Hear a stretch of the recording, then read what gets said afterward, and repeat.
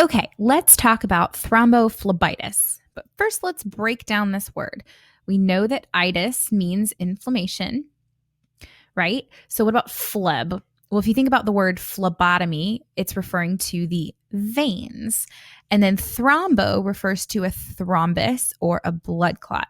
So this is inflammation of the veins due to a clot. Make sense? So we know that in the blood, we've got things like platelets and fibrin and other clotting factors that help us to clot when we need to, right? Well, sometimes, for reasons we'll discuss in just a minute, a clot can form within the vessel that really shouldn't be there. Okay. So in thrombophlebitis, a clot forms in the vessel, and that causes inflammation and more swelling around it, which causes more clotting, and basically it just perpetuates itself.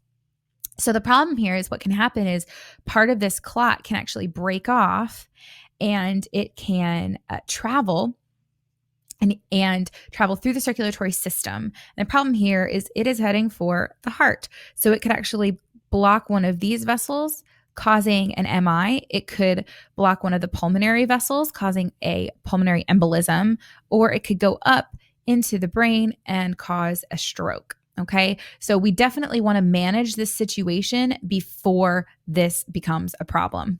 Okay. So what causes thrombophlebitis? Well, there's something called Virchow's triad. Okay.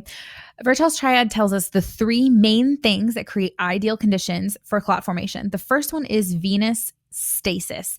This is when blood is pooling and it's not returning to the heart like it should. This happens a lot when our patients are bedbound or they're not ambulatory because they get the immobility that leads to pooling of blood within their legs. The second thing is any damage to the inner lining of a blood vessel. This could be damage from things like diabetes or any other condition that is a vascular issue. And then the third thing is hypercoagulability, which is caused by really any condition that causes the patient to be much more prone to clotting. So things you might see in a patient's medical history to tell you that they're at risk would be a previous thrombophlebitis experience or previous DVT. DVT stands for deep vein thrombosis. These usually occur deep within the arms or the legs. Obviously, it's happened before, so it can happen again. Obesity is a risk factor. Any cardiovascular disorders like heart failure, MI, or atrial fibrillation, again, these are vascular issues, and they cause damage to the vessels. AFib can cause clots because when the atria are fibrillating or they're just quivering, it causes the blood to pool within the atria. And therefore, when blood pools, it can clot, right? Because we saw venous stasis up here. So when the blood clots in the atria, and then it can get pumped out through the ventricles to the body. Then we can also see venous stasis with immobility like we talked about. In pregnancy, we see patients being hypercoagulable. They just have much more blood within their system and they're much more prone to clots. And then any kind of IV therapy can cause damage to the vessel. And so it can put patients at risk for clotting as well. Okay, so that's like every patient in the hospital, right? I mean, every patient in the hospital has either immobility or they have IV therapy, or maybe they're obese or they have a history of, vascular disorders, right? This is like everybody. So this is why almost every patient admitted to the hospital is on what we call DVT prophylaxis. So everybody gets SCDs or they get heparin or Lovenox, right? We're just trying to prevent this from happening in the first place. So if a clot does happen, what are we going to see in the patient?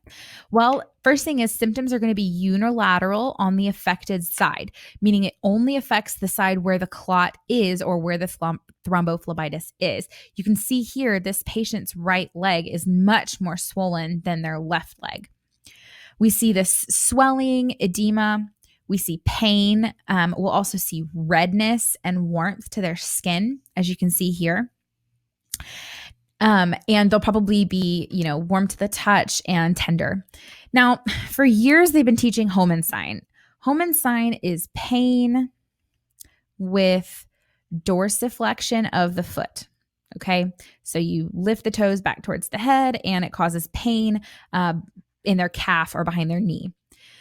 Now, the truth is that only 1 in 3 people who have a DVT will have a positive Homan sign. So evidence-based practice shows us that it's actually unreliable and it's non-specific, and it really shouldn't be used as standard practice. Not to mention, it can actually dislodge the clot if we aren't careful.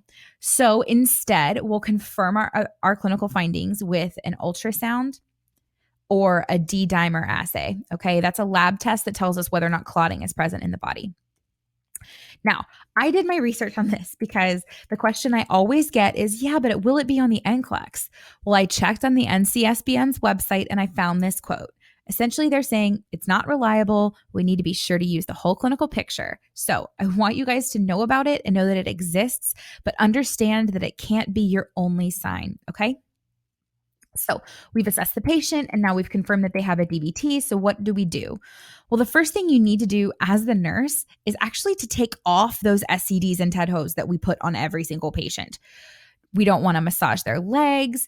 We don't want them moving around a lot because any of this squeezing or pressure or massage or movement can actually dislodge the clot. And if that clot dislodges, it becomes an embolus and it can go to their heart, to their lungs, or to their brain. And we do not want that, okay?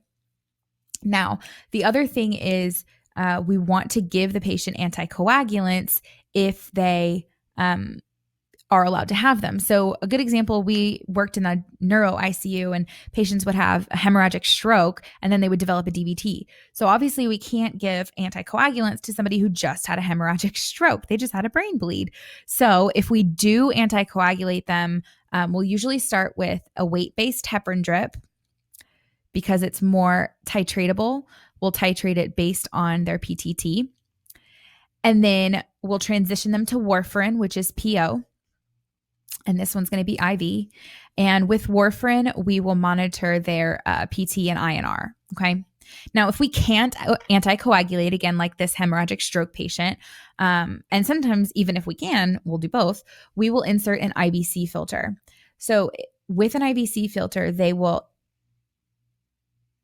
enter through the femoral vein and they'll go right about here and they'll insert this filter that looks kind of like a little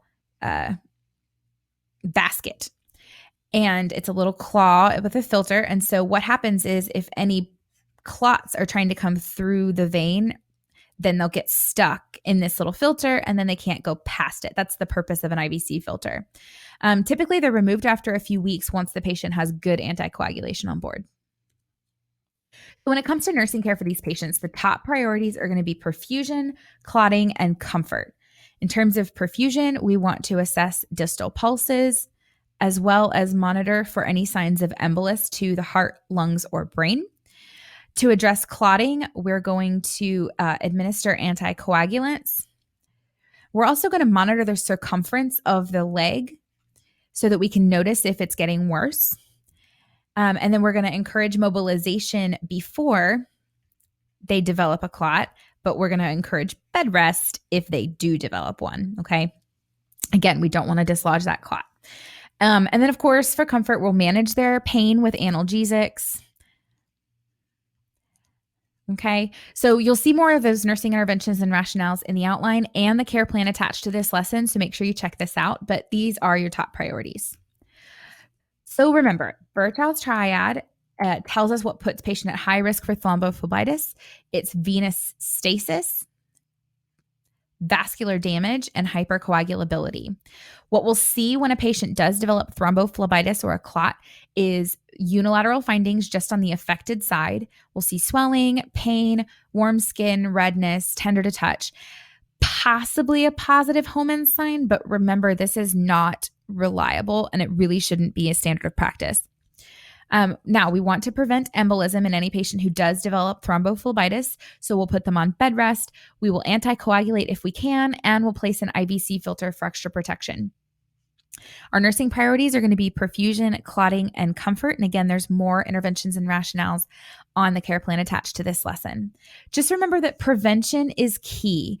You know, we did say that Really, all patients who are in the hospital are at risk, but some are more at risk than others. So make sure we are identifying these things. We're giving that DVT prophylaxis. We're using those SCDs, giving them Lovenox if it's ordered. Okay. So make sure that we pay attention to this because there's so many complications that can happen if we let it happen. Okay, so again, this is a really common thing, affects nearly every patient in the hospital. So we want you to be confident knowing how to deal with it. Now go out and be your best selves today. And as always, happy nursing.